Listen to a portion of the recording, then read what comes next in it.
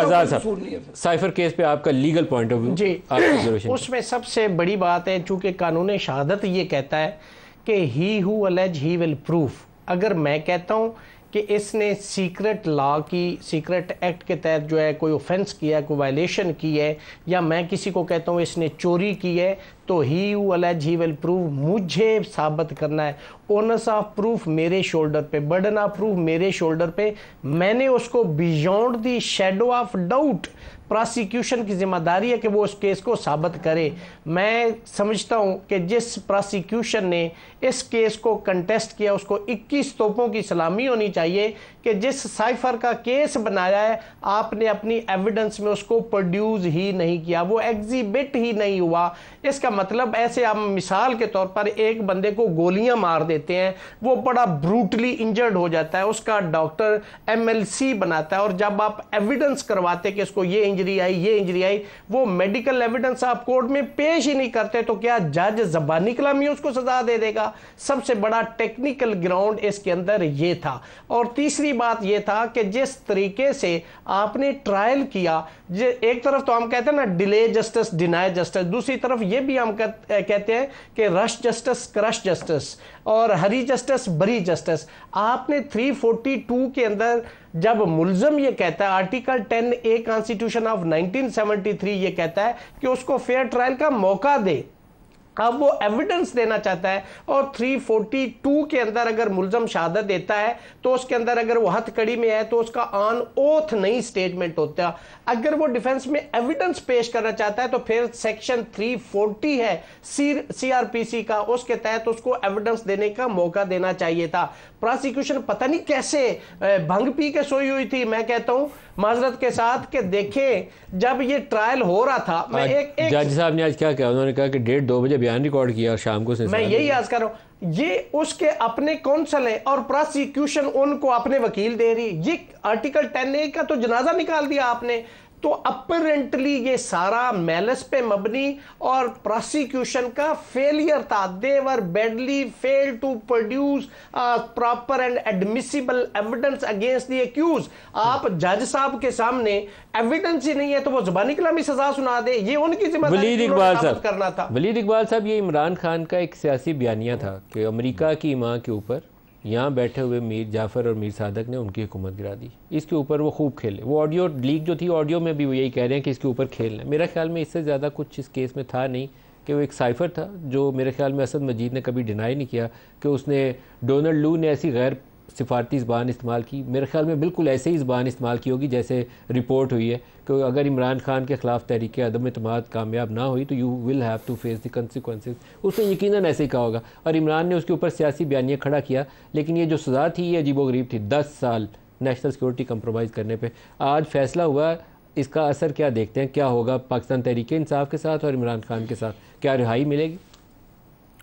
जी, रिहाई के बारे में तो आपको पता ही है, आपने ख़ुद अपने तमहीद में बयान कर दिया, और ये हमारे बहुत से लीडर्स को, जिनमें हमारी ख़वातीन और सीनियर सिटीजन्स शामिल हैं, कि एक केस में बेल मिलती है या एक केस में वो डिस्चार्ज होते हैं तो अगला केस बना दिया जाता है। कोई लाहौर में केस से डिस्चार्ज होते हैं तो कोयटे का केस बना दिया जाता है, कोयटे के केस से डिस्चार्ज होते हैं फैसलाबाद का केस बना दिया जाता है।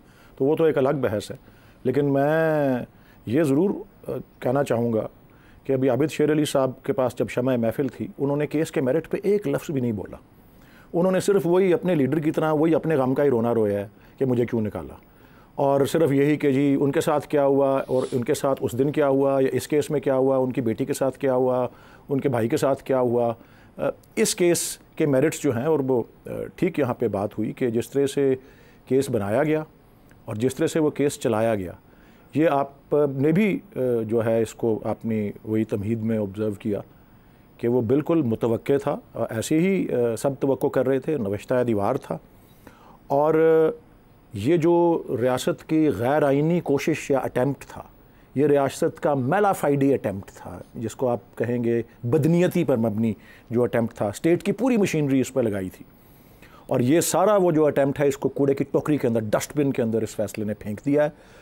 और साइफ़र एक हकीकत है। इमरान खान साहब का, हमारी पार्टी का ये मौक़िफ़ की तायीद हुई है कि साइफ़र एक हकीकत है, और ये कि उस पर उसकी बुनियाद पर एक पूरी साजिश हुई रजीम चेंज की, दूसरी बात, और ना सिर्फ ये बल्कि इसके बैकग्राउंड में मार्च 2022 जब अभी भी वज़ीर आज़म इमरान खान ही थे, जो कौमी सलामती की सबसे आला जो बॉडी है या इदारा है जिसको नेशनल सिक्योरिटी काउंसिल या कमेटी कहा जाता है, उसके 2 मीटिंग्स के अंदर इस बात के ऊपर जो है सब ने इत्तफाक किया, जो उसमें सर्विसेज चीफ्स, उसमें मिनिस्टर्स सब शामिल थे, कि इसमें ऐसे अल्फाज इस्तेमाल हुए हैं साइफ़र में जो कि खुली मुदाखलत हैं पाकिस्तान के अंदरूनी मामलात में, बल्कि उनकी सफारतकार को बुला के अमेरिका के डीमार्शे भी किया गया, और फिर एक और मीटिंग में चंद दिन बाद उसकी मज़ीद तायीद भी की गई कि हम पिछली मीटिंग की इस बात को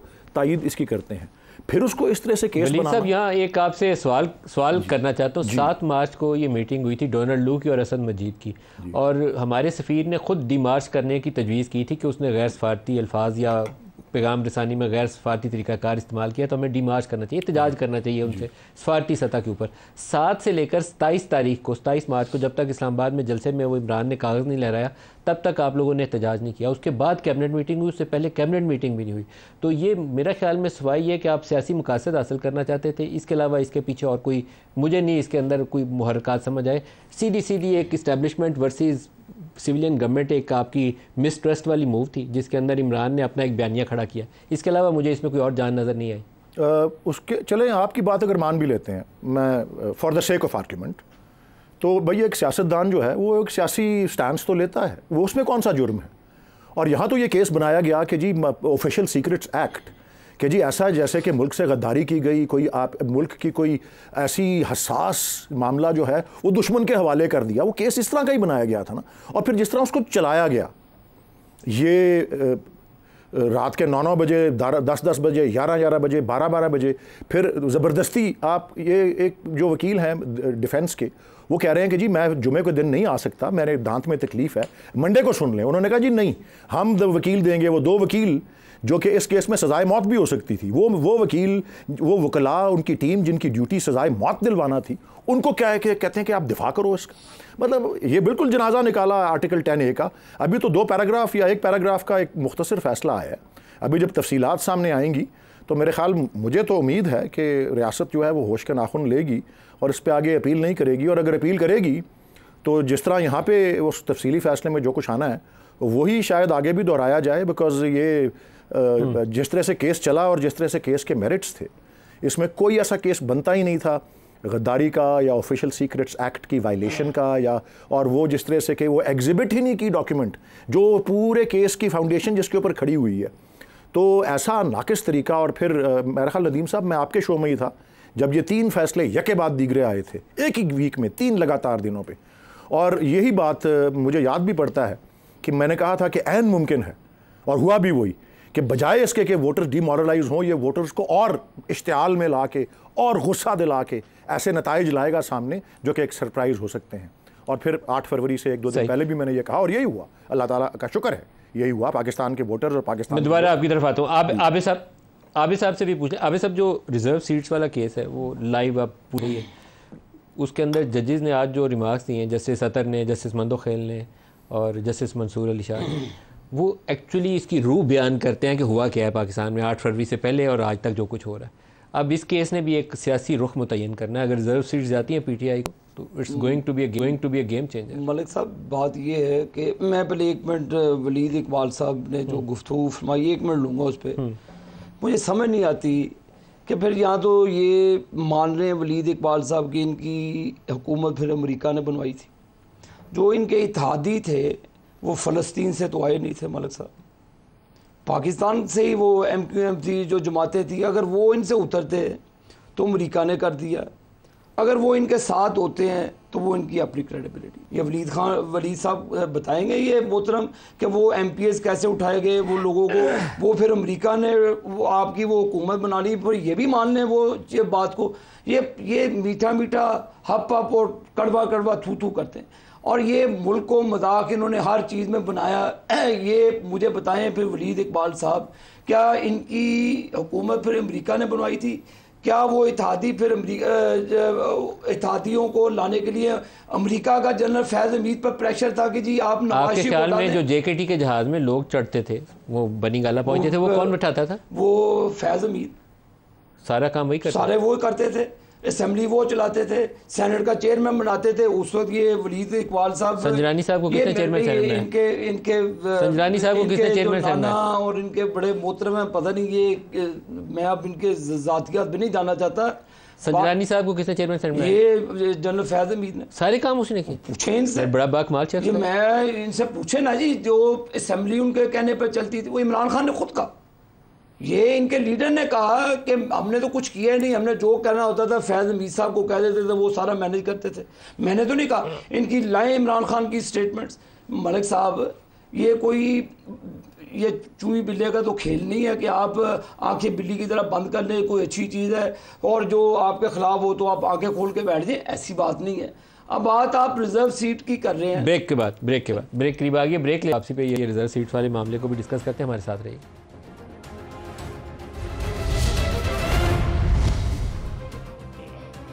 प्रोग्राम में दोबारा खुशामदीद कहते हैं। रियासत साहब, आपसे शुरू करते हैं कुछ लीगल पॉइंट। ये जो सुप्रीम कोर्ट में केस चल रहा है रिजर्व सीटों का, इसने सियासत का रुख मुतय्यन करना है पाकिस्तान में।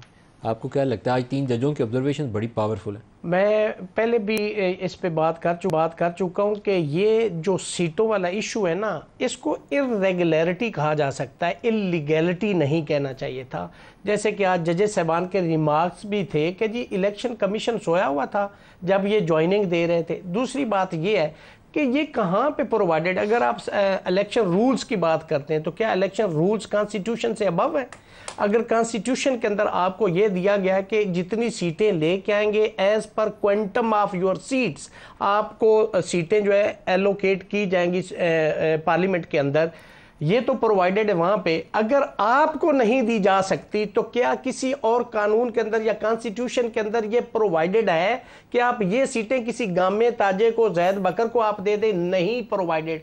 तो अल्टीमेटली ये एक इर्रेगुलरिटी साबित होगी, इलीगैलिटी नहीं होगी। चूंकि जो वोट, आपके ख्याल में फिर ये सीटें कहाँ जाएंगी? पीटीआई को जाएंगी? यस, सुन्नी काउंसिल को जाएंगी। उसकी रीजन ये है, ये देख लेना, उसमें रीजन ये है कि देखें, वोट देना मेरा जो है ना, मैं एक कैंडिडेट को देख के वोट डाल रहा हूं कि ये किस पॉलिटिकल पार्टी का, या एक आजाद उम्मीदवार है, इसको कौन सी पॉलिटिकल पार्टी सपोर्ट कर रही है तो मैं उसको देता हूं। वोट देना मेरा लॉयल्टी टुवर्ड्स स्टेट है। आप मेरा वोट किसी और को दे देते, आपने मेरी लॉयल्टी चेंज कर दी है। ये तो मेरा being a voter, this is a right of every citizen of Pakistan के जिसको मैं दूं उसी को वोट जाए और उसी का क्वांटम ऑफ वोट के मुताबिक उसको सीट्स मिलनी चाहिए। ये in the interest of justice. Parliamentary democracy के अंदर जो एक वोट है वो बुनियाद है आपके पूरे सिस्टम। बिल्कुल, अगर आपने उसको खत्म कर दिया, उस बुनियाद को हमने छेड़ा तो ना पार्लियामान है ना आपकी कॉन्स्टिट्यूशन। फाउंडेशन, ये जो वोट है that is foundation of democracy, that is foundation of your parliament. तो आप अगर वोट लेके आ रहे हैं और आपकी डिस्क्रिप्शन कहां पे, मुझे बताएं, ये किस लॉ के तहत, किस क्राइटेरिया के तहत आप एक पॉलिटिकल पार्टी जिसको वोट मिला, जिसको सीट्स मिली, उसकी सीट आप किसी और को किस लॉ के तहत दे सकते हैं? Dispensation of justice. वलीद साहब, ये बहुत ही बड़ा फैसला होने जा रहा है, ये छोटा फैसला नहीं होगा। सियासी तनाज़ात वो जो बाकी हैं इमरान खान के, वो भी इंपॉर्टेंट है, लेकिन ये आपकी पार्लियामान के अंदर कंपोजिशन चेंज करेगा और सियासत का एक रुख बना देगा। आपको क्या लगता है कि सुप्रीम कोर्ट किस तरफ जा रही है? आज जो ऑब्जर्वेशन थी वो तो सुन के मुझे एक रुख मुतय्यन होता हुआ नजर आ रहा है। जी, मैं इस बारे में कुछ मोहतात ही रहूँगा क्योंकि अभी केस शुरू ही हुआ है और अभी तक एक साइड की आर्ग्यूमेंट्स ही सामने आ रही हैं और मकालमा जो जजेस और लॉयर का आपस में होता रहता है उसका ज़रूरी नहीं होता कि वो फिर हतमी तौर पे फ़ैसले में भी आ जाए। लेकिन इसकी समत जो है, इसका रुख जो है, वो बिल्कुल मुझे ऐसा ही लग रहा है कि आपने तो कहा कि वो सियासत के उसको बदल सकता है। मैं तो समझता हूँ हमारे आइन, मेरी अपनी राय में एज ए लॉयर ऑल्सो, ये हमारी समत आहिस्ता आहिस्ता आज के इस हेयरिंग के बारे में भी और साइफर फैसले के बारे में भी मुझे लग रहा है कि हम आइन की बालादस्ती की तरफ हमारी समत जो है वो और मजबूत फुटिंग पे जो है वो जा रही है। अब मैं इस पे 2-3 और भी अल्फाज जुमले बोलना चाहूँगा, लेकिन वो आप आबिद शेर अली साहब को आप सवाल कुछ करते हैं, वो किसी टेंजेंट पे चले जाते हैं, फिर मेरी भी मजबूरी बन जाती है। अब आपने पहला सवाल किया तो उन्होंने जजेस को अटैक करना शुरू कर दिया। जब साइफर केस की बात हुई, उन्होंने जजेस को अटैक करना शुरू कर दिया और नवाज शरीफ साहब के साथ जो हुआ उसका रोना शुरू कर दिया। हालांकि सारे केसों में उनको नवाज शरीफ के साथ भी तो गलत हुआ है ना, आपको भी कहना चाहिए नवाज शरीफ के साथ गलत हुआ, आपको भी ये कहना चाहिए। उसके बाद ये देखें कि उनको रिलीफ भी किस तरह से मिली, इसी अदलिया से, इन्हीं जजेस से, जिसके ये तनकीद का निशाना अपने पहले सवाल के जवाब में बनाते रहे। आपने दूसरा सवाल किया ये इस केस के बारे में, ये जो मखसूस नशिस्तों वाला है, तो इन्होंने शुरू कर दी बात कि जी जहांगीर तरीन के जहाज़ की बात शुरू कर दी। अगर यहाँ पे जाना है तो फिर मैं शुरू कर दूंगा कि जी मियां नवाज शरीफ पंजाब के वज़ीर ख़जाना किस तरह बने थे, फिर उसके बाद CM किस तरह बने थे, फिर उसके बाद IJI किसने बनाई थी, कौन थी, आपको याद है किसने IJI बनाई थी? एलानिया। कौन साहब थे वो हमीद गुल साहब थे ना जिन्होंने IJI बनाई थी। फिर air marshal Asghar Khan case के अंदर क्या उनके बारे से मंसूब किया गया मियां नवाज शरीफ साहब के बारे में। उसके अलावा जब बेनज़ीर भुट्टो साहिबा पर वोट ऑफ नो कॉन्फिडेंस हुआ तो ओसामा बिन लादेन तक से वो माली इमदाद लेते रहे। तो चले, मैंने कहा ना वो टेंजेंट पे जाएंगे तो फिर मेरी मजबूरी बन जाएगी। मैं आना चाहता हूँ, ये जो केस है मखसूस नशिस्तों वाला, इसमें बिल्कुल ये टेक्निकलिटीज़ के ऊपर ये बात आज हुई है। मैं एक छोटी सी बात अपने तरफ से नोट करना चाहता हूँ जो मैंने महसूस किया। मुझे बड़ी एक तरह से प्लेजेंटली एक सरप्राइज भी हुआ, खुशी भी हुई देख के कि जज साहिबान का अदब और शायरी की तरफ कैसा शगफ़ है कि मिर्ज़ा गालिब के मिसरे भी कोट हुए और उनकी तरफ से, और अल्लामा इकबाल का भी एक मिसरा इस्तेमाल हुआ। एक मौके पे उन्होंने कहा हज़ारों ख्वाहिशें हैं ऐसी, जज साहब ने कहा कि हर ख्वाहिश पे दम निकले। और फिर एक मौके पे वकील साहब जो हैं उन्होंने कहा कि जी हमको कहा कि बल्ला हमसे छीन लिया और हमें कहा जाके बैटिंग करो। तो एक जज साहब ने कहा कि मोमिन है तो बेतेग भी लड़ता है सिपाही।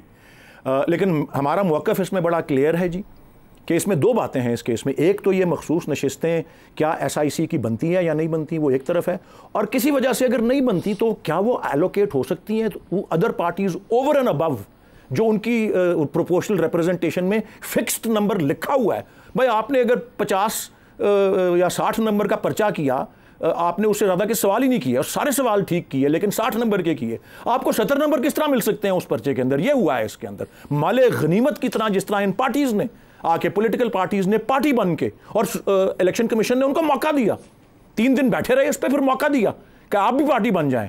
और बाय द वे वो बड़े कॉन्फिडेंट हैं। फारूक एच नाइक साहब से मैं मिला हूं जब, मेरे कॉलीग, तो वो कॉन्फिडेंट हैं, उनकी आर्ग्यूमेंट्स भी सुनेंगे। आप ब्रेक भी है, लेकिन आज किसी ने, वलीद साहब किसी सियासी जमात ने ये नहीं कहा कि ये नशिस्तें जो वापस आप PTI को दे दें। उन्होंने कहा नहीं ये ठीक है, हम इसको अपोज कर रहे हैं। ब्रेक ले लें, हमारे साथ रहिएगा।